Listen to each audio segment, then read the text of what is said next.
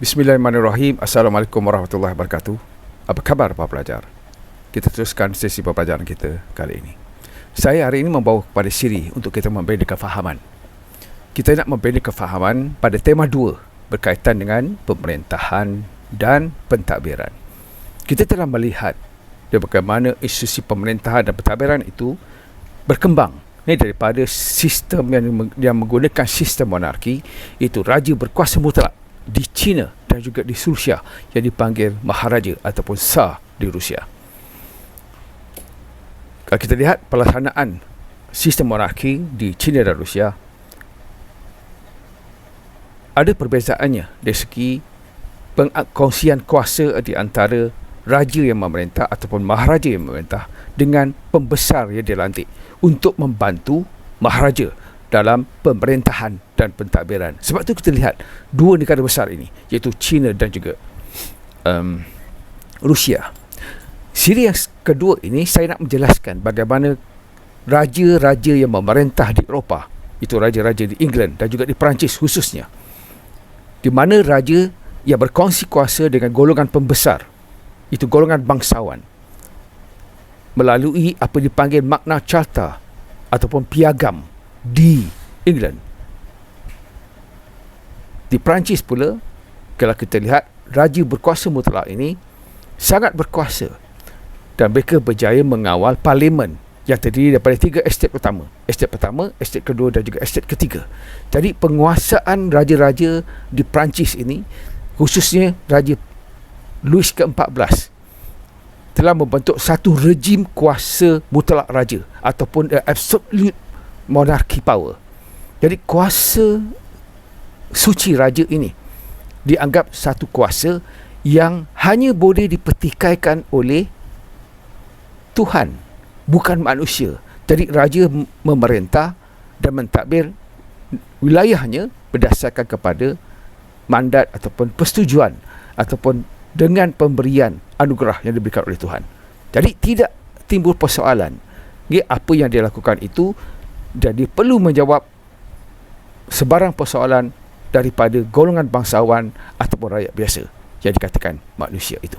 Jadi mari kita fahami bersama-sama apa yang akan saya jelaskan hari ini, bagaimana rejim kuasa mutlak raja ini telah membawa kepada kebangkitan, perubahan dalam sistem politik, khususnya membawa kepada apa yang dikatakan sebagai revolusi. Revolusi ini berlaku bukan hanya di Perancis tahun 1789, juga berlaku di England 1688, itu revolusi cemerlang ataupun Glorious Revolusi, dan juga perang kemerdekaan Amerika 1776. Semua ini membawa kepada apa yang dikatakan sebagai the enlightenment ataupun pencerahan kepada perubahan dari segi politik, dari segi pemerintahan dan pentadbiran sesebuah negara. Jadi teruskan bersama saya, Suko Sensei.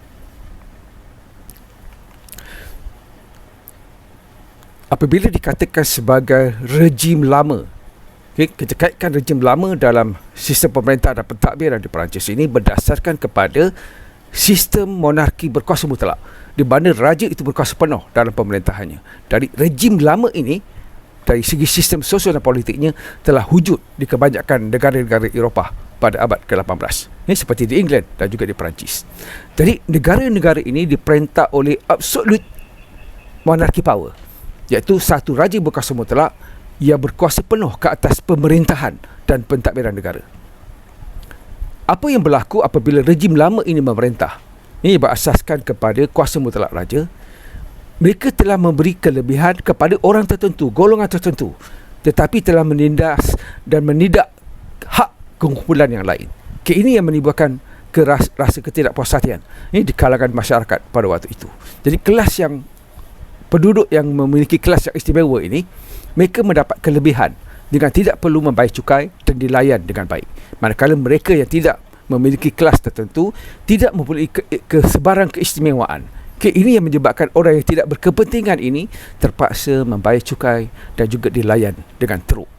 Itu berlaku dalam masa pemerintahan raja berkuasa mutlak. Ini melahirkan satu masyarakat baru di dalam rejim lama ini, di mana kalau kita lihat di Perancis, penduduknya boleh kita bagikan kepada 3 estet utama yang juga merupakan parlimen Perancis pada waktu itu, yang terdiri daripada raja yang merupakan berada di estet yang pertama bersama dengan anggota tertinggi gereja yang merupakan kelas istimewa. Yang saya kata tadi, kelas istimewa ini mereka tidak dikenakan sebarang cukai dan mereka mendapat keistimewaan tertentu dan tidak perlu membayar cukai dan sebagainya. Kumpulan yang kedua adalah estet kedua, iaitu golongan bangsawan.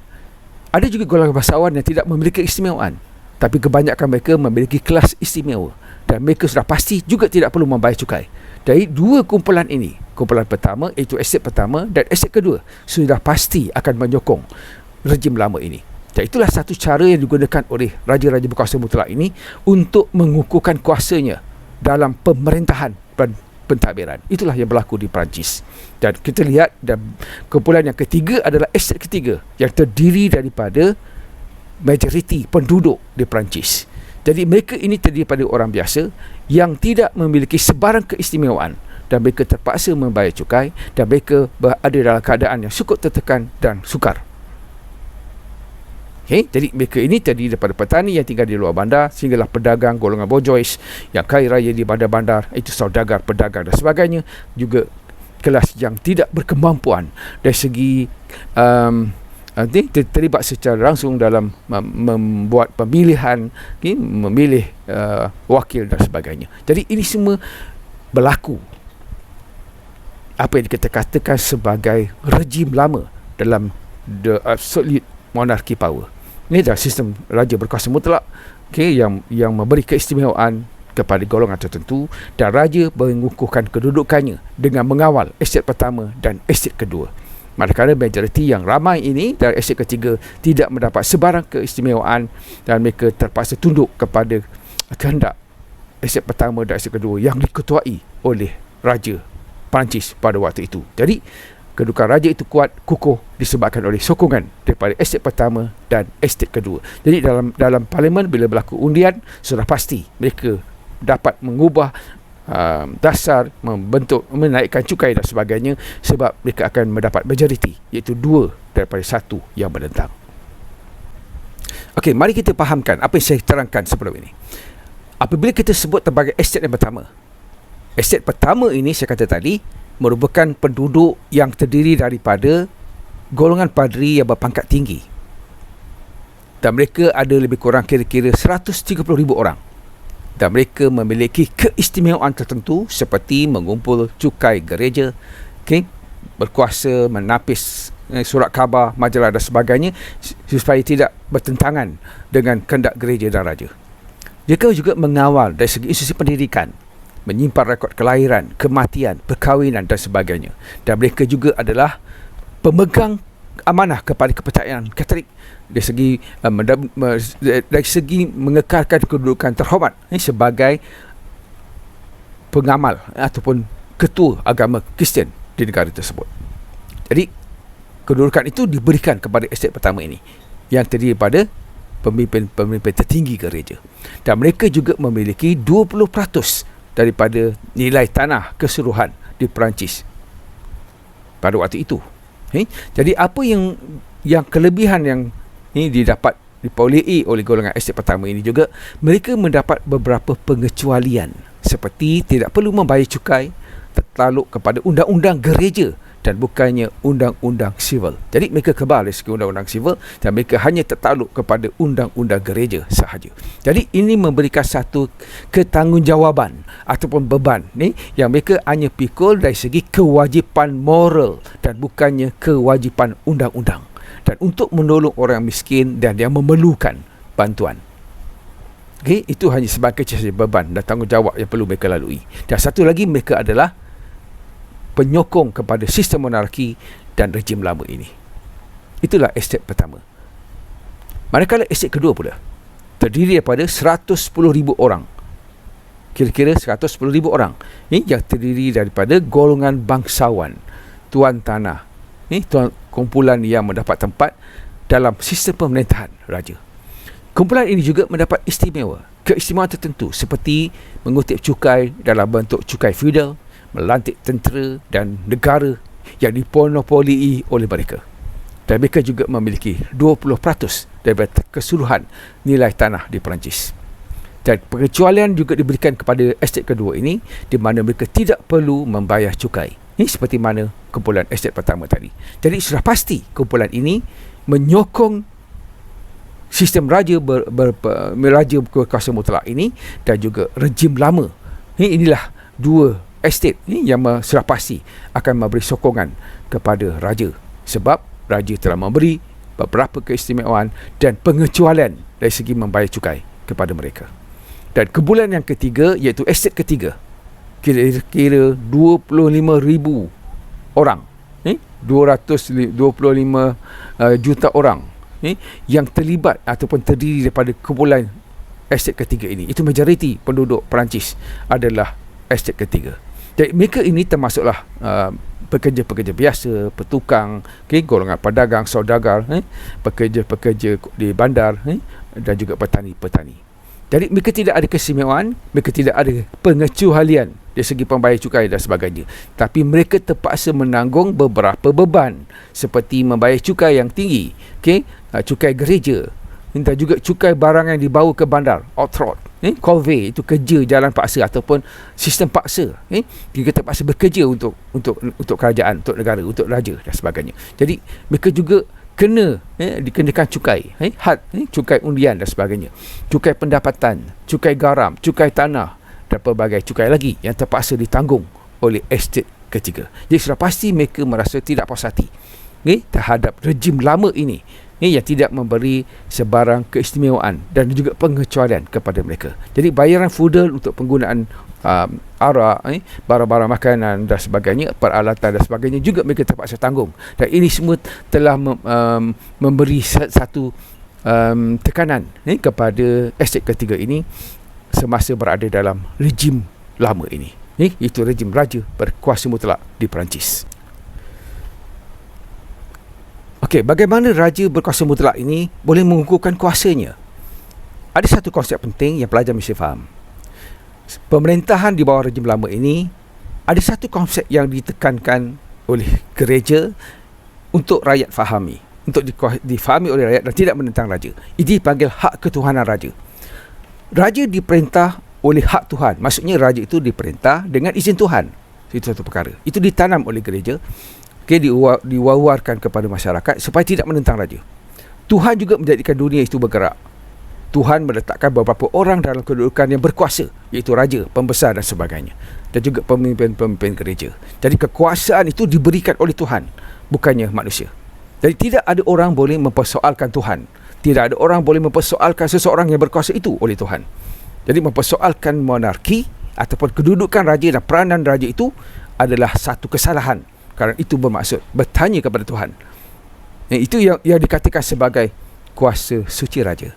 Jadi raja monarki ini menggunakan statement ini ataupun pernyataan ini untuk mengukuhkan kedudukan dan kuasanya dari segi pemerintahan. Ini supaya golongan pembesar dan juga rakyat biasa dari estet kedua dan estet ketiga itu tidak menentang ataupun mempertikaikan apa yang dibuat oleh raja dari segi pemerintahan dan pentadbiran. Itulah rejim lama ataupun dikatakan sebagai rejim raja berkuasa mutlak di Perancis. Apakah sebenarnya yang dilakukan oleh raja yang menyebabkan akhirnya rakyat menentang institusi pemerintahan dan pentadbiran yang dipanggil sistem raja berkuasa mutlak ini? Pertama, raja telah melantik pegawai-pegawai untuk membantunya dalam pentadbiran.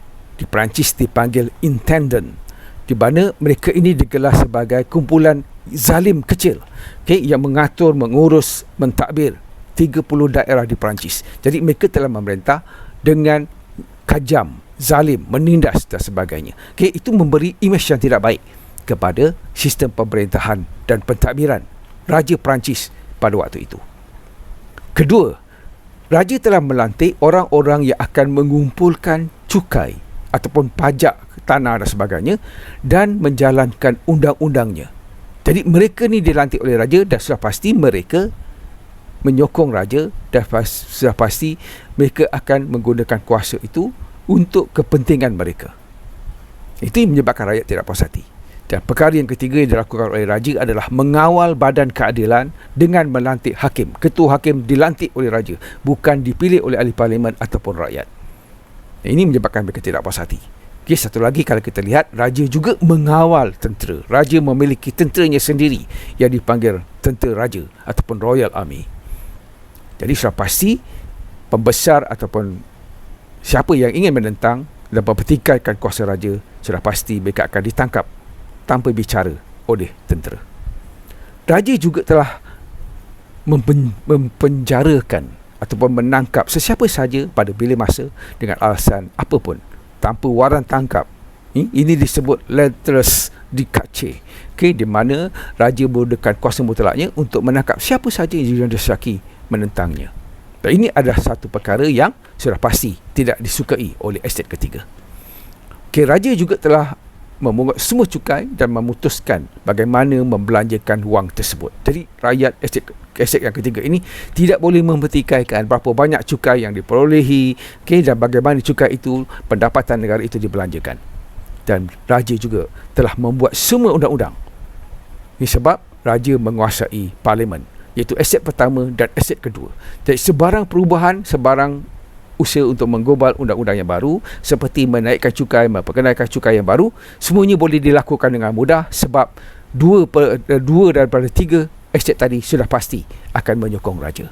Jadi raja berkuasa membuat semua undang-undang. Jadi akhir sekali kalau kita lihat, raja juga membuat keputusan berkaitan dengan perang dan juga pendamaian. Jadi hubungan antara Perancis dengan negara lain di Eropah ataupun di Afrika Timur, dan usaha dia meluaskan empire-nya di Asia dan sebagainya, adalah keputusan mutlak raja yang membuat keputusan berkaitan dengan perang dan juga pendamaian. Ini adalah perkara-perkara yang dilakukan oleh raja yang menimbulkan rasa tidak puas hati di kalangan estet ketiga khususnya, sehinggalah melahirkan apa yang dikatakan sebagai revolusi Perancis 1789. Jadi itulah yang berlaku semasa pemerintahan rejim lama, iaitu raja berkuasa mutlak di Perancis. Mari kita lihat pula keadaan ekonomi di bawah rejim lama ini. Kalau kita lihat keadaan ekonomi Perancis di awal pemerintahan raja berkuasa mutlak ini, di mana khususnya misalnya semasa pemerintahan Raja Louis ke-14 ini, raja berjaya membangunkan ekonominya dengan membuat dasar-dasar luar dan kejayaan mereka dalam memperluaskan empire dan mengembangkan ekonomi merkantilisme yang akhirnya menjadi ekonomi kapitalisme. Telah berjaya dikembangkan melalui usaha-usaha penjelajahan dan pendorongan. Jadi semasa ekonomi itu maju, tidak berlaku pertikaian. Rakyat tidak mempersoalkan sebab semuanya mendapat keuntungan daripada kemakmuran yang dicapai oleh negara. Tapi ini tidak lama, sebab lama-kelamaan Perancis mula menghadapi masalah. Jadi keadaan ekonomi di bawah rejim lama ini mula menimbulkan masalah sebab ekonomi Perancis pada waktu itu adalah berdasarkan kepada aktiviti ataupun kegiatan pertanian. Jadi petani-petani Perancis mula menanggung beban sebab mereka terpaksa membayar pelbagai jenis cukai yang saya sebutkan sebelum ini. Ini telah satu benda yang membebankan mereka. Jadi hasil pertanian juga tidak berapa menghadapi masalah bencana dan sebagainya. Ini menyebabkan petani menghadapi masalah untuk membayar cukai. Inilah yang membawa kepada kebangkitan petani-petani ini nanti dalam apa dikatakan sebagai revolusi menentang ketidakadilan pemerintahan beraja. Tentunya dalam keadaan seperti ini mereka tidak mampu membayar cukai dan sudah pasti raja juga tidak boleh menaikkan cukai pada masa rakyat tidak mampu untuk membayar cukai yang sedia ada. Jadi golongan, dan pada masa yang sama kalau kita lihat golongan bourgeois, itu golongan peniaga seperti pedagang, peniaga dan sebagainya, mereka berjaya mengumpul kekayaan sebab mereka tinggal menjalankan aktiviti perniagaan ini dan perdagangan itu, mereka dapat keuntungan daripada perniagaan mereka. Tapi mereka tidak puas hati sebab mereka terpaksa membayar cukai. Sedangkan golongan bangsawan, itu estet kedua dan estet pertama tadi, tidak perlu membayar cukai. Ini menyebabkan ketidakpuashatian khususnya di kalangan golongan bourgeois yang berada di estet ketiga. Walaupun mereka mempunyai pendapatan yang baik, tetapi mereka terpaksa membayar cukai yang banyak untuk kerajaan ataupun diberikan kepada negara. Sedangkan golongan tertentu seperti golongan bangsawan tertentu dan juga golongan gereja, padri dan sebagainya tidak perlu membayar cukai. Ini menyebabkan mereka tidak puas hati dan pasti mereka juga menyokong apa dikatakan sebagai revolusi. Di hujung pemerintahan rejim lama ini, Perancis menghadapi masalah ekonomi yang serius sehinggalah Perancis menjadi sebuah negara yang muflis. Jadi semasa pemerintahan Raja Louis ke-14 ini, beliau telah membelanjakan wang untuk dirinya sendiri dan membina banyak istana, tempat tinggal, seperti istana di Versailles dan juga banyak di istana di bandar-bandar yang di bandar-bandar di Perancis itu ada istana raja yang mewah, yang cukup mahal dan sebagainya. Kedua, Perancis muflis juga disebabkan oleh Ratu Marie Antoinette, itu isteri kepada Raja Louis ke-14 ini, terkenal sebagai seorang pemboros yang sangat boros. Jadi pemerintah mendapat dana, pendapatan negara habis, tidak mencukupi untuk membiayai aktiviti perang, aktiviti meluaskan kuasa dan sebagainya. Jadi bagaimana mereka hendak mengembangkan ekonomi sedangkan pada masa yang sama mereka menghadapi masalah kekurangan dana ataupun ketiadaan pendapatan yang tetap, yang semakin susut dari segi simpanan dan sebagainya. Ini disebabkan oleh kegagalan beberapa ekspedisi ketenteraan, kegagalan Perancis pada waktu itu untuk mengeluaskan empire-nya, seperti di Afrika Utara, di Indochina. Mereka telah tewas, khususnya kalah pada British, dan juga pertentangan hebat daripada penduduk setempat. Ini menimbulkan masalah kepada keuangan Perancis. Dan apabila berlaku semua masalah ini, pemerintahan Perancis telah menghadapi masalah defisit keuangan, di mana wang banyak dibelanjakan tetapi pendapatan sedikit. Ini daripada cukai yang semakin tidak mampu dibayar oleh rakyat, dan penggototan cukai yang sedikit. Ini memberi beban yang tinggi, sehinggalah mereka banyak berhutang dengan negara lain. Jadi kelas istimewa ini tidak akan dikenakan cukai, dan ini juga tidak membantu dari segi pendapatan negara Perancis, dari segi cukai, pendapatan daripada cukai. Ini antara perkara penting yang menjadikan Perancis sebuah negara yang muflis, yang menimbulkan lagi masalah dan memberi tekanan kepada penduduk, khususnya estet ketiga, dalam menghadapi kehidupan. Sedangkan pada masa yang sama, raja golongan bangsawan hidup dengan mewah dan boros dari segi perbelanjaan, dan rakyat pada waktu itu menghadapi kesukaran, kekurangan makanan, wabak penyakit dan sebagainya. Semua keadaan yang berlaku dalam rejim yang pertama ini telah mewujudkan satu kumpulan yang membawa pencerahan ataupun the enlightenment kepada revolusi Perancis. Mereka dikenali sebagai ahli falsafah Perancis seperti Montesquieu, Rousseau, Voltaire dan juga John Locke, seorang ahli falsafah British. Mereka ini telah membawa idea-idea baru dari segi pemerintahan dan pentadbiran. Jadi pertengahan 1700 zaman pencerahan ini berlaku telah mencapai kemuncaknya di Perancis, di mana Paris adalah pusat pertemuan orang ramai untuk membincangkan idea-idea baru dalam politik. Beberapa ahli filosofi Perancis seperti Montesquieu, Rousseau, Voltaire dan sebagainya telah banyak membicarakan, mengkritik pemerintahan sistem raja berkuasa mutlak yang dianggap tidak sesuai lagi untuk diamalkan. Jadi dalam masa ini berlakulah apa yang dikatakan sebagai the enlightenment, dari segi perubahan politik dan mula mempersoalkan tentang kuasa mutlak raja. Dan inilah yang membawa kepada revolusi Perancis 1789. Kesimpulan yang boleh saya berikan untuk sesi yang pertama hari ini, raja berkuasa mutlak tidak mampu bertahan. Setelah berapa lama raja memerintah menggunakan kuasa mutlak raja, akhirnya tidak dapat mengekalkan kuasanya. Salah satu penting disebabkan oleh berlakunya angin perubahan, iaitu wujudnya pencerahan. Rakyat mula cerdik, rakyat mula menilai, dan mula mempersoalkan kuasa mutlak raja. Khususnya ini semua membawa sesuatu perubahan. Mereka menuntut perubahan, menyebabkan Parlimen Perancis itu goyang. Ini estet pertama, estet kedua dan estet ketiga ini, okay, masing-masing cuba untuk mengekal dan menuntut hak mereka sebagai warga negara. Dan inilah yang membawa kepada Revolusi Perancis 1789. Kita jumpa dalam Revolusi Perancis 1789. Selamat ulang kaji, fahamkan bahagian pertama ini sebelum kita teruskan dengan apa yang berlaku kepada rejim lama ini. Ini yang membawa kepada perubahan yang dituntut oleh rakyat Perancis pada waktu itu untuk menuntut perubahan dan akhirnya menjatuhkan raja berkuasa mutlak dan mewujudkan satu rejim yang baru, okay, yang diketuai oleh apa dikatakan sebagai pemimpin-pemimpin revolusi. Jumpa lagi.